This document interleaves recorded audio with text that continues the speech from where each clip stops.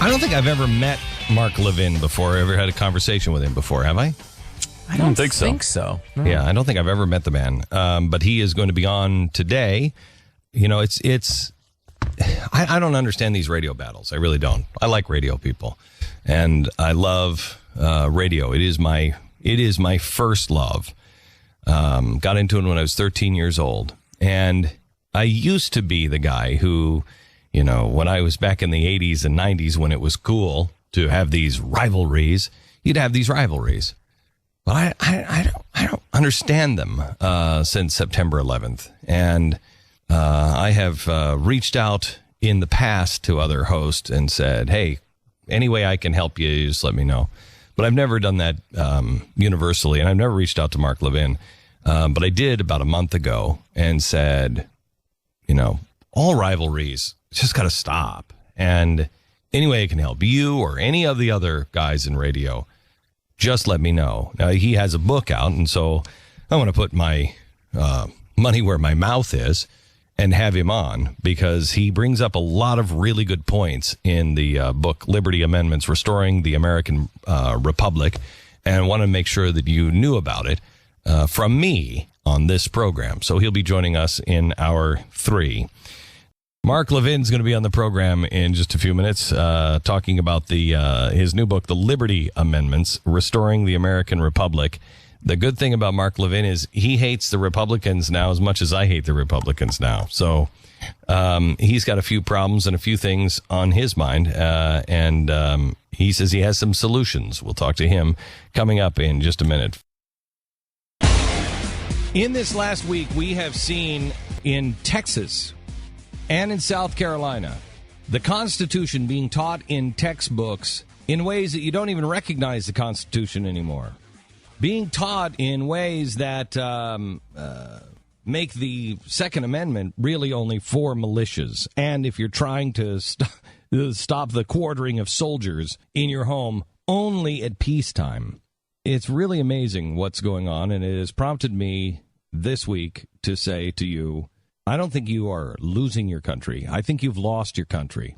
I think we've lost at least one generation, perhaps 2. And if we don't start immediately restoring the information and putting things back, we're not going to make it. Mark Levin is a talk show host who has the #1 nonfiction book now for 3 straight weeks, and it is called The Liberty Amendments, Restoring the American Republic. Mark, how are you, sir? I'm good. Nice to meet you. How are you? Nice to meet you. I asked this morning if we had ever met or even spoke to each other. I don't think we ever have. We have never done that. Well, I'm glad to have you on the program. Well, I want your audience to know that you sent me a very kind letter, and you're a patriot, and you're fighting like hell, and this is very, very important. Well, tell me about the amendments, because you have, first of all, I don't think people understand what has been taken out of our Constitution and how much we have been changed in the last 100 years. People don't even understand that the czars are not constitutional and everything that has happened. You're calling for a constitutional convention. Look, we live in what I call a post-constitutional period, and you're well familiar with Woodrow Wilson and the progressive movement. Well, we have to accept the fact that they won. They did win, and this utopian statism and constitutional republicanism cannot coexist, and they don't coexist. And the circle of liberty around every individual is shrinking and shrinking and shrinking. You know, people think, well, I'm free to go to the movies, I can go bowling, I can get my iPhone. Well, that's not what we're talking about. You're not free to pick your toilet, you're not free to pick your light bulb, and yet you're free to pick your rulers. This doesn't make any sense. And we have this ubiquitous, all-powerful central government. The federal government that exists today is not in the Constitution.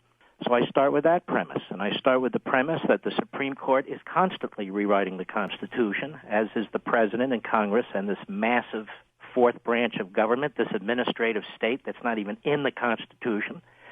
So if you believe in the Constitution, then you have to believe it's time to reestablish it. And so the framers gave us one way to reestablish the Constitution should the federal government become oppressive. And that's George Mason's own words at the Constitutional Convention. And 2 days before the end of that convention in Philadelphia, he stood up and he said, look, what if Congress becomes oppressive? What if this new government becomes oppressive?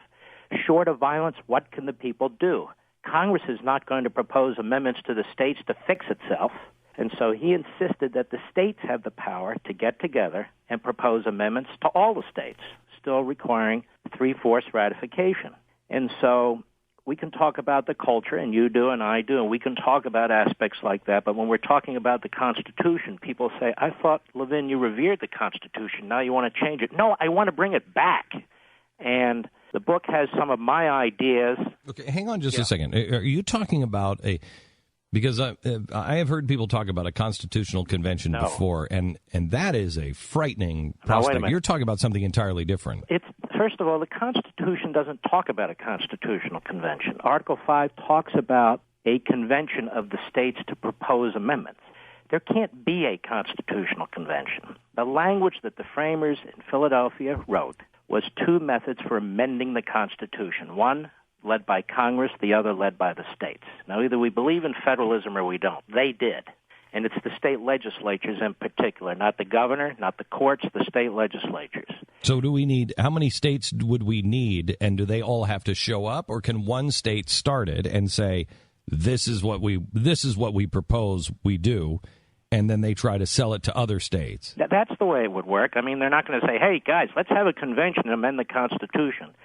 No, states are going to start. What used to happen is states would have meetings. That's what they meant by convention. And they would talk, and they try and work out their differences, and they come up with agreements, and then they would send them back to the states for approval. The Constitutional Convention itself in 1787, people wrongly state, well, they were there to amend the Articles of Confederation. Well, I looked at the commissions, and that's what they were called, that were given the delegates to the Constitutional Convention, and they were not there, 10 out of the 12 states, to amend the Articles of Confederation. They were there to draft a constitution. And so people attack our Constitution as some kind of bastardized process. There wasn't a bastardized process. And as you know, Rhode Island didn't even send delegates to the convention. So what we're talking about here, the language is limiting within Article 5. What we're talking about here is a convention of the states for proposing amendments and still requiring 3/4 of the states to ratify. And what's the most, and where would you say you start? In terms of the amendments? That you could win, and that are you saying that you do all of them? Or are you saying we start with one and get that passed and then do another? How does this work, Mark? The way it works is that the state legislatures would decide how many 1, 10, 3 subjects would be raised at this convention. The state legislatures pick the delegates, as many as they want. Each state gets a vote. We know this from past practice, one vote, each state at this convention. And they can bring up multiple subjects. They can bring up one subject. The state legislatures can withdraw their delegates if their delegates are out of control. And the states, in the end, 3/4 of them have to decide if what comes out of this convention is acceptable or not. I see. I mean, the things that you spell out in the book, I happen to agree with. Term limits on Congress, term limits Supreme Court, the supermajority can override the Supreme Court rulings, make the U.S. Senate a voice for the states again. Amen. However, you and I both know the game that we have all been duped to some level or another. The people we thought were on our side are not really on our side. The GOP is a nightmare, and perhaps a bigger nightmare than the Democrats, because their people are awake. Their people that support them are saying, no, we are electing you to do these things, and then they go in and say they're going to do them. But they, for instance, the universal health care, they voted 41 times against it, they say, but they're not going to defund it. No, they're not. And that's why this is the recourse, because it bypasses Congress. It bypasses the GOP establishment. It bypasses the Supreme Court, the president, the bureaucracy. This is completely bottom-up. The people working with state delegates and state senators, it's state legislatures. And let me tell you this, Glenn, if this system doesn't work, we're done. That means it's over, because the top-down system, the progressives replacing the Constitution with a centralized, authoritarian, ubiquitous government. Well, we can't get anywhere with that. I mean, we can argue. We can win an election here and there. We may get a respite for 4 years or 8 years. Look, if you think Mitt Romney, I was not for Mitt Romney. He was my last choice. And I'll never go down the GOP road again. I'll just never do it again. I'm not going to listen to that argument ever, ever, ever again. And if you think that Mitt Romney would not have been going into Syria and making a similar case, I mean, he was making it during the election. So what do we do about it? Well, you don't go down the party roads and you don't listen to the GOP anymore. And I think one of the things we do is we look at the framers. Mm-hmm. And the framers said, this sort of thing's likely to happen. George Mason said, it's going to happen. And he said there has to be a way out. And the way out that they provide us with, that for some reason people fear the state legislatures. Look, I know there's dark blue states out there. They're all over the place. I don't believe in static economics, and I don't believe in static politics. Things get worse enough, and they are going to get bad, because you can see what they're fighting over. They're fighting over crumbs in Washington. This government's almost rote the way it operates now, and it just keeps moving in one direction. At some point, in some way, they have spent 100 years or more driving us over the cliff. We need to spend 20, 25 years, some period of time, trying the process that the framers gave us. Use the Constitution to save the Constitution. Mark, one of the arguments against the convention route has always been that once you open it up to everything, and they could change things like maybe they try to make the Second Amendment about militias only and not the rights of the individual. So how do you address that concern? Do you just believe that you wouldn't get 37 states to adopt that amendment? In advance, the states have to decide what the subject matter is and where they're going to go with it. I don't believe there's going to be two-thirds of the states that say, state legislatures that say, let's abolish the Second Amendment. But if they do, it's over. In other words, where do we go? If that's the position of the federal government and the position of a supermajority of the state governments, it's over, isn't it? Yeah. So really the bottom line is, if the people want to surrender to tyranny... So it's over either way. If they want to surrender to tyranny, then that's tyranny they get. Yeah. But there's a lot of... you're making a very good case here, Mark. Mm-hmm. I am really at that point to where, look, if this is what you want, I'm never going to be a part of it. I'm not going to go. I won't play your game. I will go out my dying breath fighting for freedom as I understand it and fighting for the Constitution of the United States of America. And I will instill it in my children.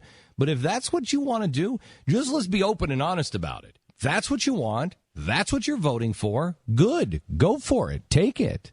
But the thing is, the reason the left has never gone through this approach, never, and the reason they would fight this approach is they're getting damn near everything they want top down. They're not going to want to work bottom up. And let's keep something in mind. There are tens of millions of us who still love this country, who still love the Constitution, who still revere our heritage. And we're looking for ways to deal with this.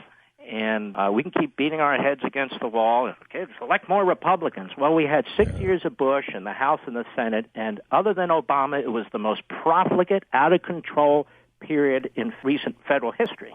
So we can do that. But look at all the people in the House. They have the chance to stop the universal health care. They have the chance to stop it right now, and they're not doing it. And those are Republicans. Well, so I'm with you. Completely useless. Look, I'm with you. Yeah. And what I'm saying is, look, here's the thing.